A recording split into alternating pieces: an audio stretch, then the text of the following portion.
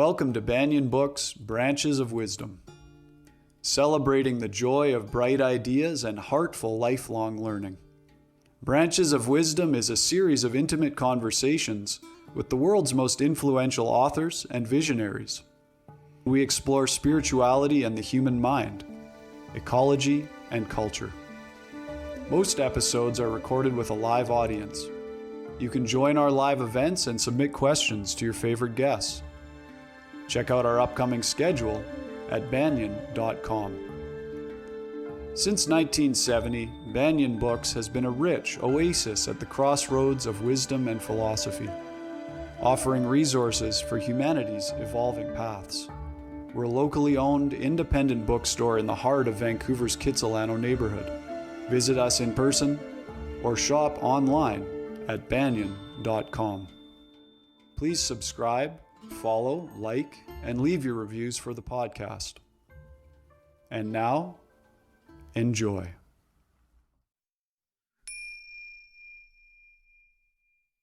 Hello and welcome. My name is Jacob Steele, the events manager for Banyen Books Sound. Today we are delighted to be hosting Karen Casey on her new book, Each Day a Renewed Beginning, Meditations for a Peaceful Journey. Every day around the world, millions of people spend a few moments in quiet reflection with the words of Karen Casey. If you walk through the aisles of Banyen Books, be it 20 years ago or this week, you're bound to see shelves of books by Karen Casey in such sections as meditation, inspiration, recovery from addictions and codependency, prayer, self-help, or A Course in Miracles. Karen Casey, PhD, is the author of 28 books, including the beloved classic, Each Day a New Beginning, which I have just learned is celebrating its 40th anniversary. This book has sold over 3.5 million copies and it's been translated in more than 10 languages worldwide. She is a workshop facilitator for 12-step recovery and an inspirational speaker who has helped transform the lives of audiences around the world for 4 decades. Some of her influential books of inspiration include Promise of a New Day, Codependence and the Power of Detachment, Change Your Mind and Your Life Will Follow, and 52 Ways to Live the Course in Miracles. And this last one, the 52 Ways to Live the Course in Miracles, has just been re-released by Mango Publishing. Karen Casey's work offers heartfelt and hard-won wisdom, bringing a message of genuine positivity and transformation to our darkest times. Her new book, Each Day a Renewed Beginning, is a collection of unique motivational experiences assembled to inspire optimism in times of crisis, both externally and internally. We're honored to welcome you here today. Without further ado, I present Karen Casey. Thank you, Jacob. I'm so glad to be here. And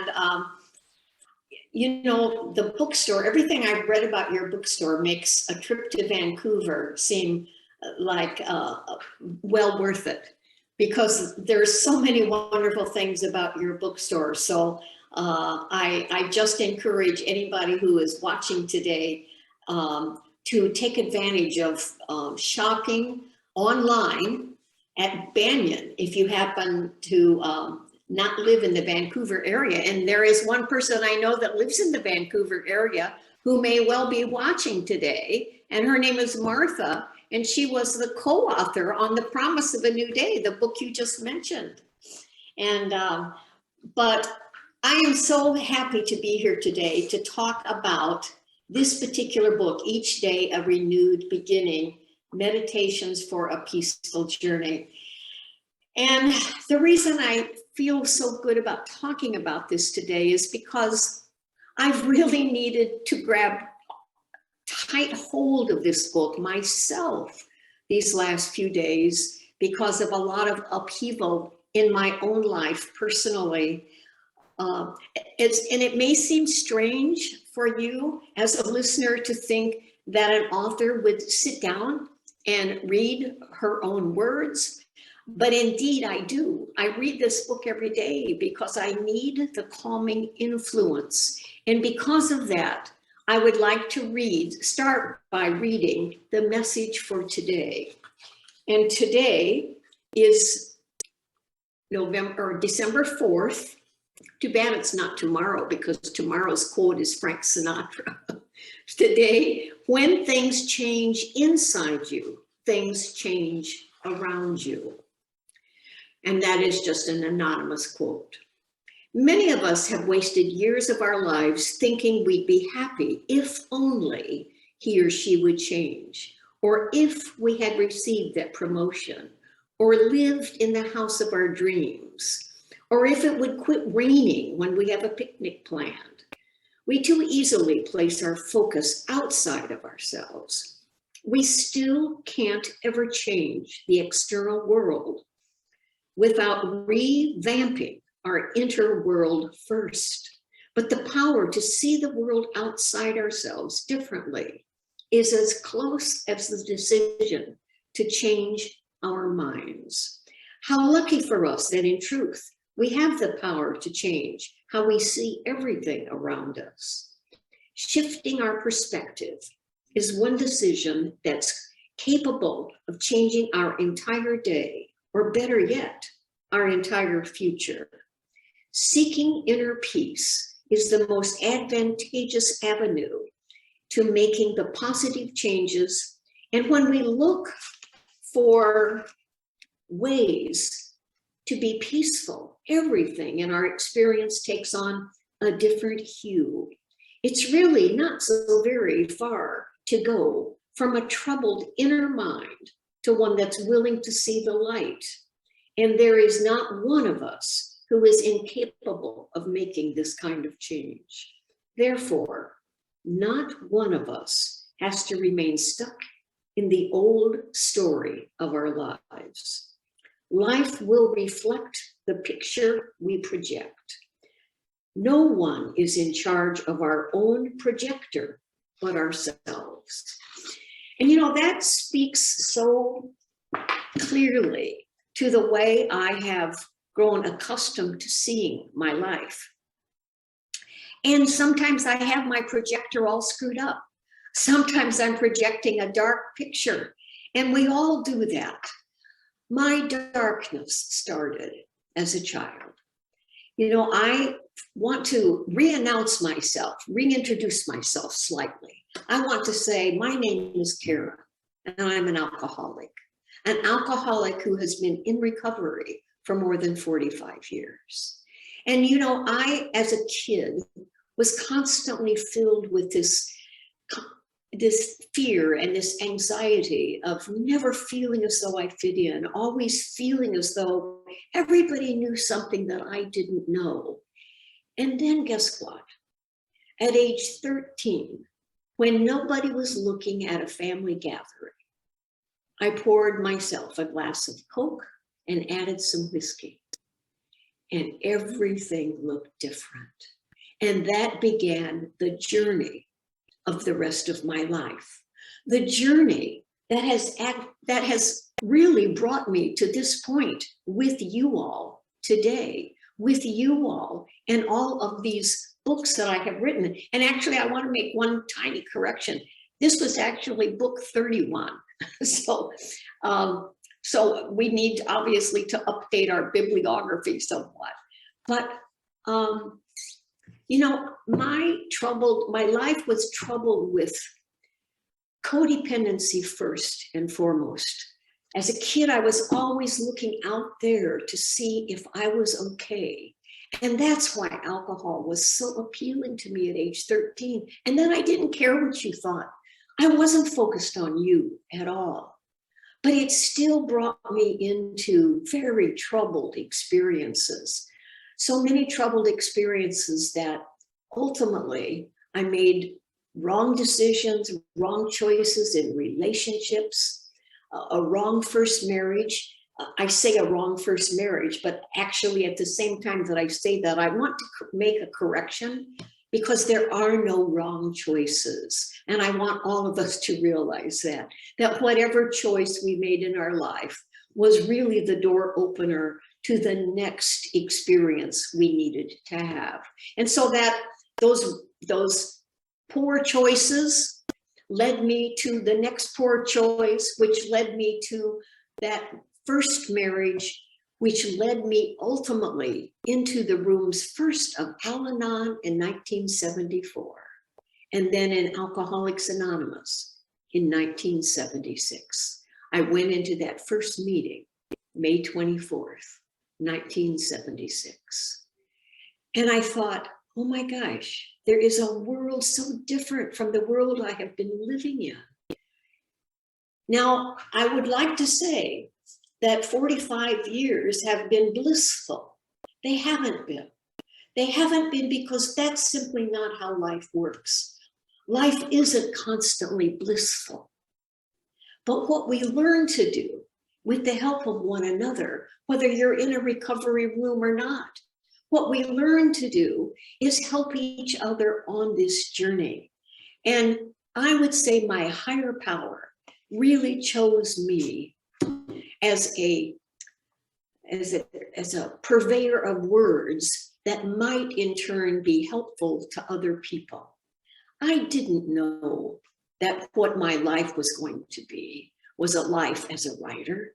You know, when I was in graduate school working on my doctorate, I must admit, I looked around at all my friends who were moaning and groaning every time they had a paper to write, and I was thinking, oh my God, this is wonderful. I mean, for me, sitting down and writing a paper was like falling off a log. I never got that. I never understood what that was about. Well, as a much older 82-year-old woman now, and I look back on all that, I understand what that was about. That was God's preparation for me to have the role that he really preferred me to have in this life. I wasn't gifted with children, but I was gifted with the opportunity to find my way into 12-step rooms, and then gifted with the opportunity to hear that voice, which guided me to write books that were helpful to others. And as I said, helpful to me too. You know, this particular book I wrote during the quarantine. My husband and I normally spend half of every year in Florida. This year we are hunkered down in Minnesota. We've had some challenges we had not expected. My husband has been diagnosed with cancer, and he is undergoing treatment. So we're going to stay put this winter. So for the first time in 32 years, we will be bundling up. I bought my first pair of fur-filled boots and we're gonna just trek through a cold Minnesota winter.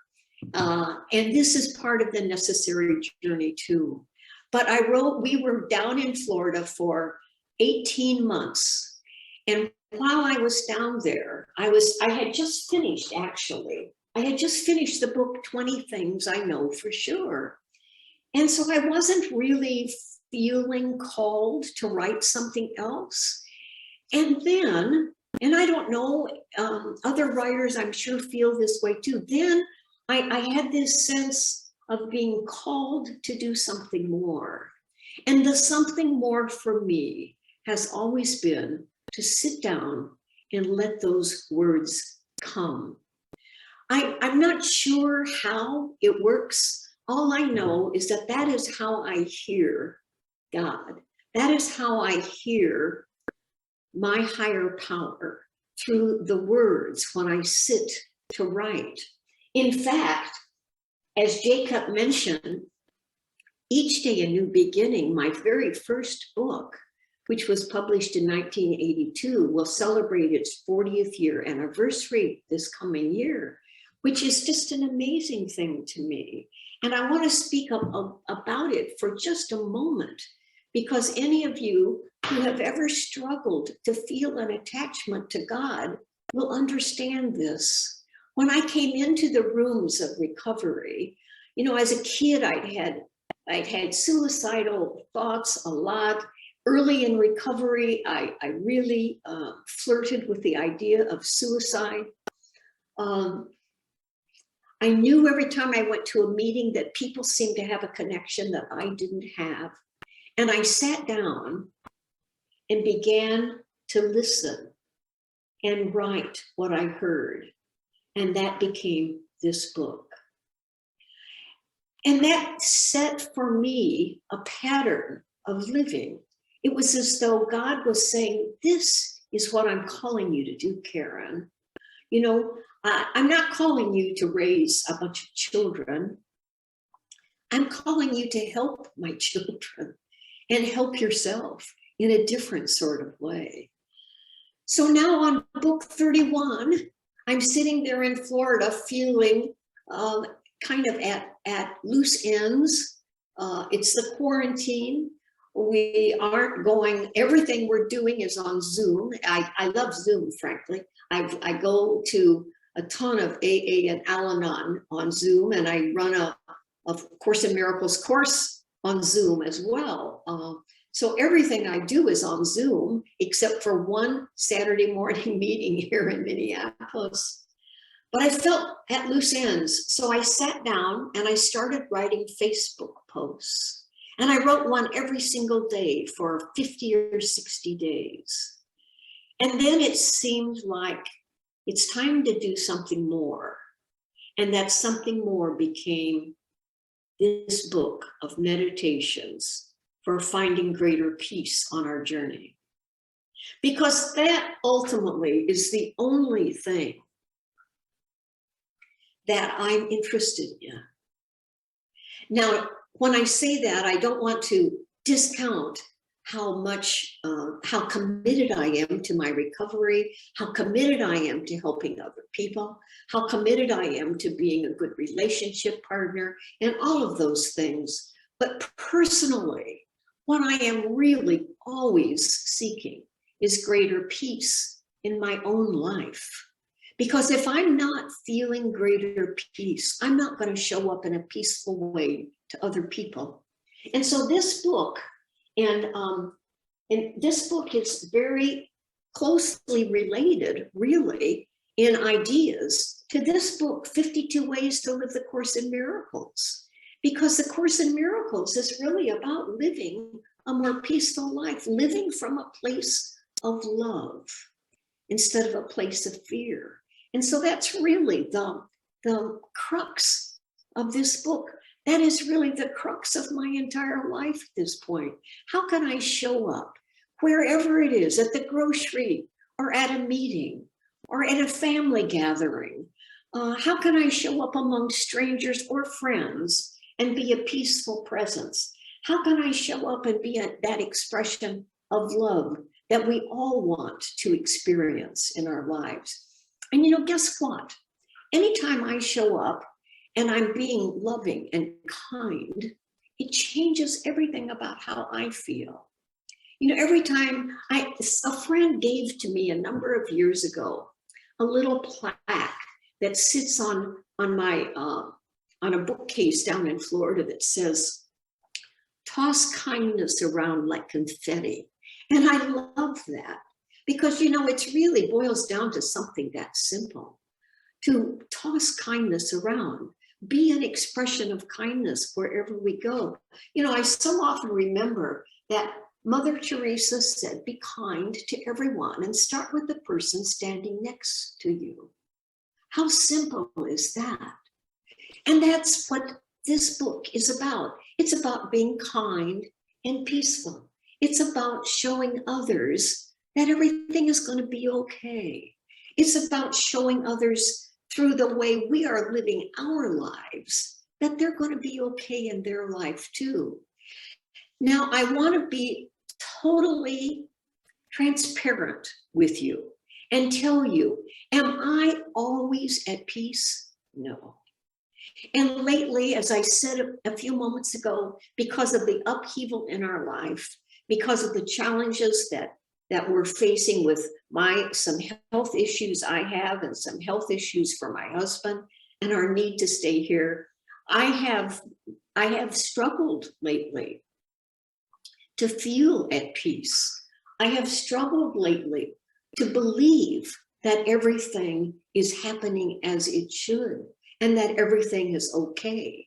But you know, down deep in my heart, I know that everything in the timeline of my life has happened in perfect order, and that everything that is happening today is in perfect order as well. You know, one of the ideas that I treasure so much is that there are no accidental encounters in our lives. We may think that we have met somebody that was difficult and that, gee, I wish I'd never met her or him. Guess what? They're the very teacher we need in that very moment, because we really need every single person that we will meet along the way in this life. Every experience, every relationship that I had before I ended up in the rooms of recovery, in the rooms of Al-Anon and then AA, every relationship was my training ground for who I was eventually going to be, for what I was eventually going to write, for what I was eventually going to tell others about. You know, I know that one of the early books that I wrote was called Fearless Relationships, and it was about the principles of having lifelong contentment in our relationships. And some of these ideas are very similar to what I'm still talking about today. And that's because there is nothing more important than learning how to show up in our relationships in a kind and loving way, and to value each and every encounter we have, knowing that it is the perfect encounter at the perfect time.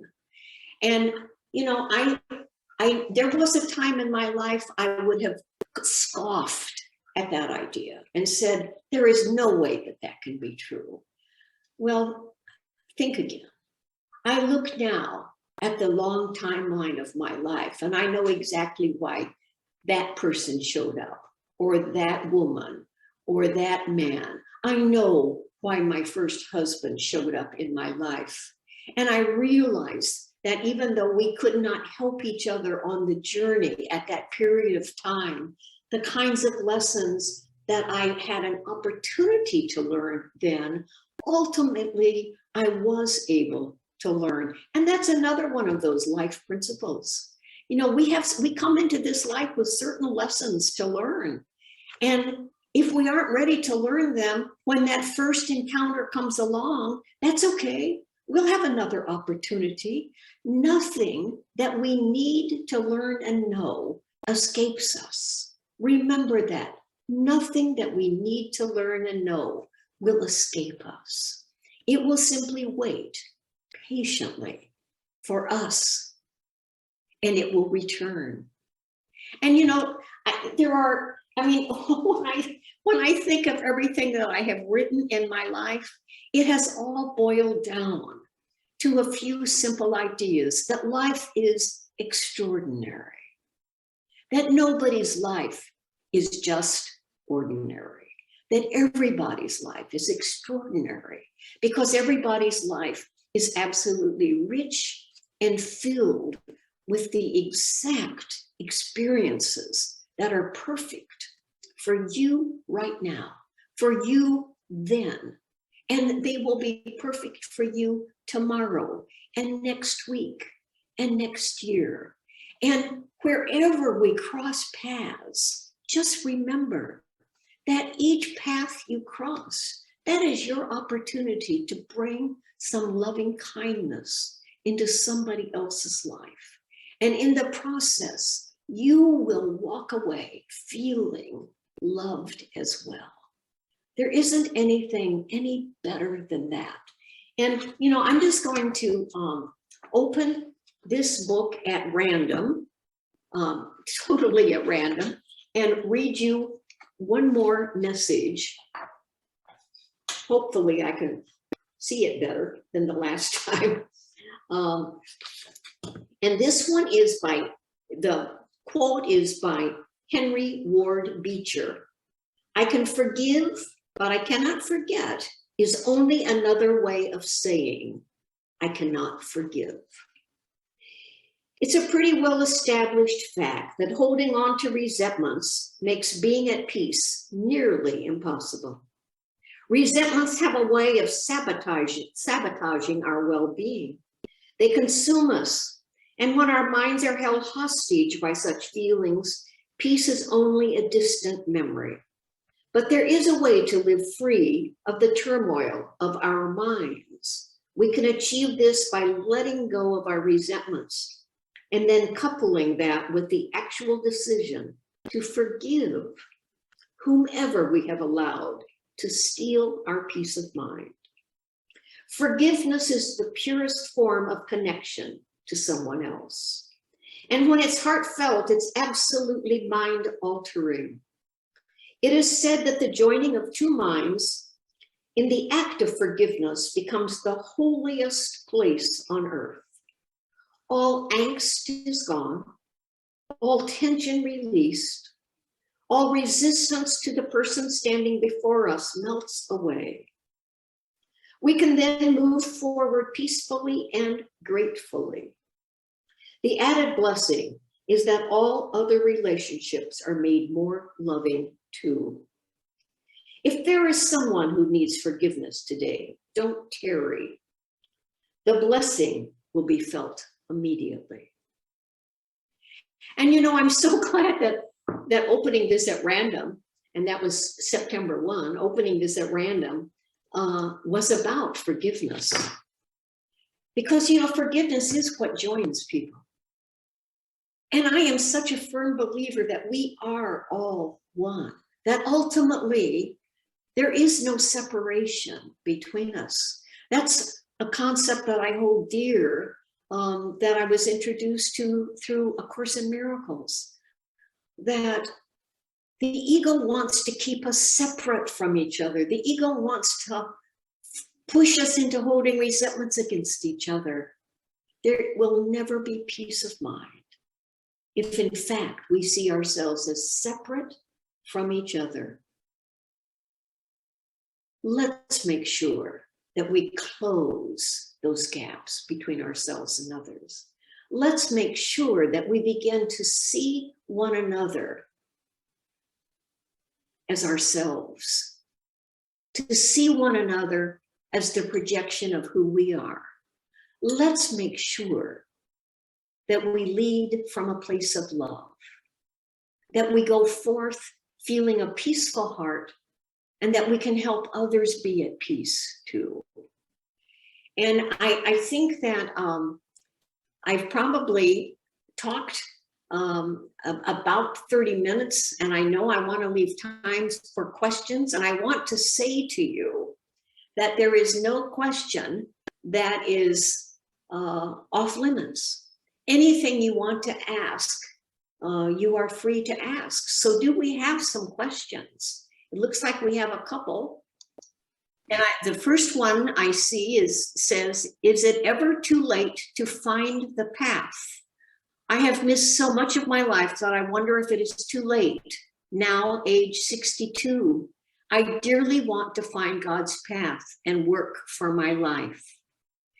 And rather than typing an answer, I would really like to just speak to that and say that no, it is never, ever too late to find the path, because you know where God is?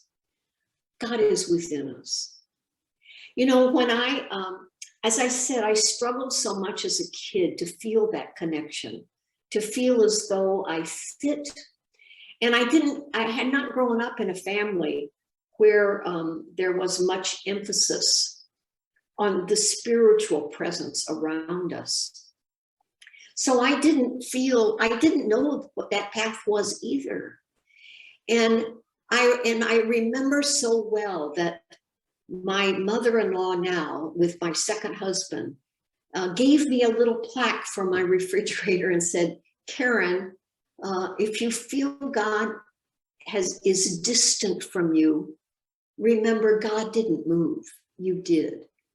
And I have come to believe that God is right here within us. So this is the path. The path is within us. And the path is to remember that when I am in a peaceful, kind, loving way, I am being the full expression in that moment of God's presence. That is all God expects of us. That you are on the path if you are being an expression of love and kindness. The next person says chat is disabled. I wasn't sure what to do at first. Okay, a comment and then a question. Karen is the only speaker that I had a God dream about. This is from Timothy. And I think I know who Timothy is from a long time ago when he came to hear me speak. Karen is the only speaker that I had a God dream about, that she was blessed by God. So I believe that God was and is using her. The first book I read in recovery was Each Day, A New Beginning. I didn't know it was for women, but felt it was talking to me on so many levels. So my question, can Karen give a specific one-on-one miracle experience that arose from hearing the Holy Spirit? And I guess I would say there are a lot of specific miracle experiences that I've had. But the thing that I go to all the time, Timothy, and for any of the rest of you that are listening, when I am in a difficult moment with a person or a situation, one of the things that I have learned to practice, and I want to pay homage to A Course in Miracles for this, I have learned to say, help me see this differently. And in that, I am really inviting the Holy Spirit to help me see the situation or the person differently. And suddenly, I just feel my shoulders rest. I suddenly feel everything around me begins to change. That, there is nothing. I think all we have to do is say, help me see this differently. As far as A Course in Miracles is concerned, that's all a miracle is. It's a shift in our perception. So that when we say, help me see this differently, we're simply asking for help to have that shift in perception. And I want to promise you that you will feel differently. You will see the situation differently if you are willing to give that a try. I think that, I don't know if there are any more questions. I don't see any more questions down there at this point. I don't know if in the chat room there are some things. I have a couple questions as we wait. Oh, here's actually one coming in. It says, do you have suggestions for us during this COVID time? For whatever reason, this fourth wave of Omicron is affecting me more. I thought we were finally coming out of the woods, and now the woods are perhaps deeper. And, I think that probably a lot of us, Jill, are feeling like, are we headed into another quarantine with this? And I think that the thing that I am doing is I am making sure that I don't let it overwhelm me, and I'm taking really good care of myself. I got vaccinated, I got my booster shot, and I don't go any place without a mask. And so, it's like I am responding to this in the same way that I responded to the whole thing when it began, even though I have been vaccinated and got the booster shot. Because none of us know exactly where this is going to take us. But what I do think we can do is to stay out of that fear-filled place and say, what can I do? What can I do myself to make sure that I am being safe and loving and kind? And it's doing all those things so that we don't maybe transmit something to anybody else. I didn't expect to talk about this today, but this is a great thing to talk about, because a lot of people, we all know that there are people who are not who don't embrace the idea of vaccinations. And it's not up to me to change their minds, but it is up to me to protect myself wherever I go, and to protect in case, even though I have been vaccinated and had the booster shot, in case I would have gotten exposed to something, to make sure I don't expose anybody else. So each of us, I think, just has to be thoughtful about our own lives. And I got a comment from a woman named Adair, who was somebody from my past, from a long, long time ago. And Adair, I'm so glad that you joined us today. And I see there are maybe some other questions. We'll see. Oh, no, I guess not. What I want to say is that, you know, even at 82, life, you suddenly realize how much shorter life is on this end than it was before. And so, but we don't, any of us know, no matter whether we're 62 like Jill, or 82, or in his 60s someplace like Timothy, and Adair too, if I remember right, and many of the other people listening. It doesn't matter what age we are. What matters is, how am I living today? And how am I bringing my best self into every experience today? Because how I show up in every experience is what really makes that experience also more palatable for others. And in fact, even more than just palatable, it makes the experience maybe feel like a real blessing to others. You know, the kindest, simplest little comment we might make to somebody can just change their lives. You know, I heard a story, a wonderful story about the Dalai Lama many years ago. And let me share this story because it just, I mean, you all know who the Dalai Lama is. The Dalai Lama was invited to speak at a prestigious kind of dinner event in California. And after the dinner, he was invited to the podium. And he went up to the podium, and you all know what he looks like, and he's not a very tall man. And he stood up behind the podium. They had a little bench for him to stand on, and he stood there and he looked out at this vast audience, and he said, "You are in this life to love one another." And then he stepped down and walked off the stage, and people in the audience were just kind of like, "Oh, what? Here we are. We came to this event. We paid a lot of money for a meal that probably wasn't even very good," because they really came because they wanted to hear what the Dalai Lama had to say, because they were seekers. And the Dalai Lama, much to their relief, came back out. He came back out and he stood up and he looked out at them again.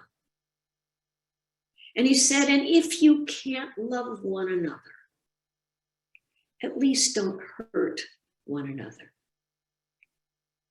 And with that, he left the stage. And this time he didn't return.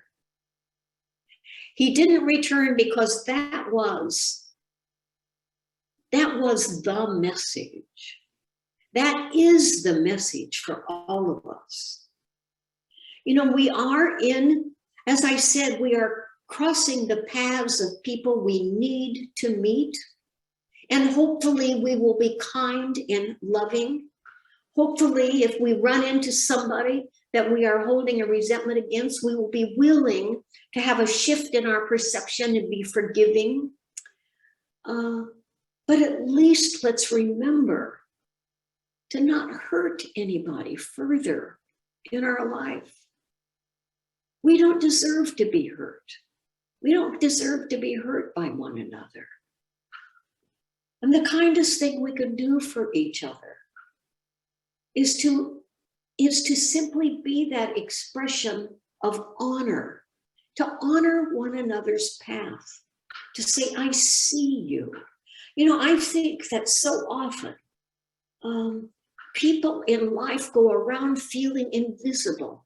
You know, as a little kid, I think I mentioned, you know, I felt like I didn't fit in. I felt invisible. Well, when you pass people in the grocery store, nod to them. When you check out, notice the cashier's name on her tag and say, thank you, Sheila.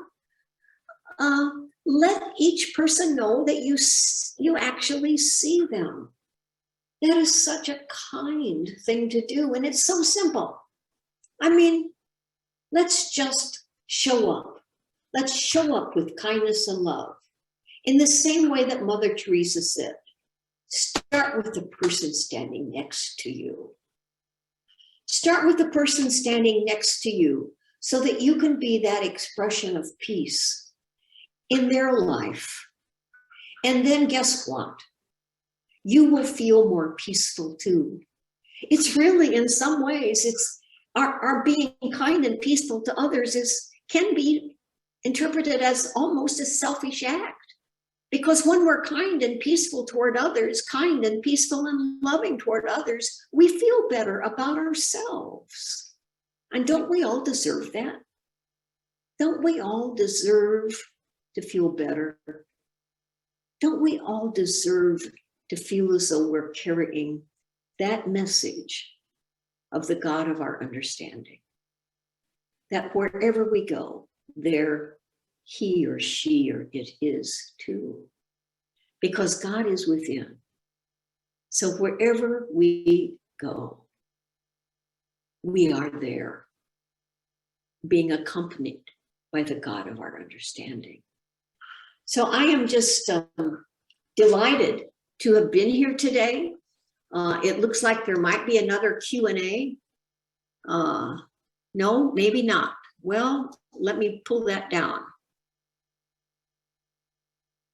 A friend named Kurt says, thanks for being a sweet friend. Thank you, Kurt.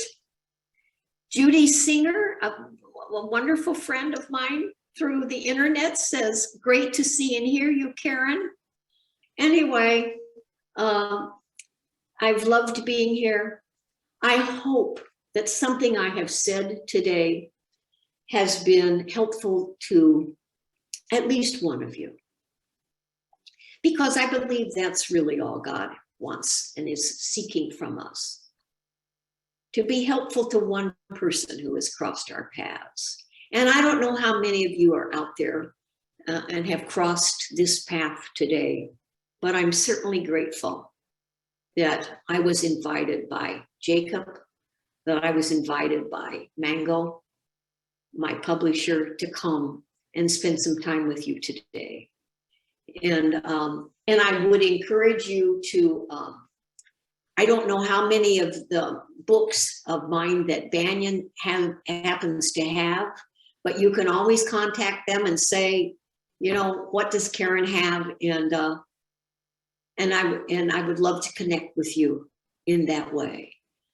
But just keep in mind, this book, I promise, will give you momentary peace every single day.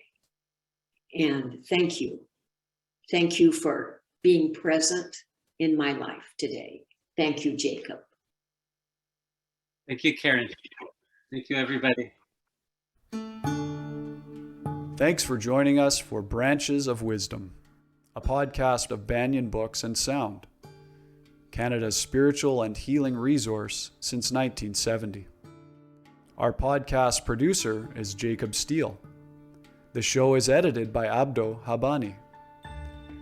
Watch all our conversations on YouTube by searching for Banyen Books, or listen on your favorite podcast platform. Please subscribe, follow, like, and leave your reviews and comments. We love to hear from you. For all our live events, books, and more, visit us at banyen.com.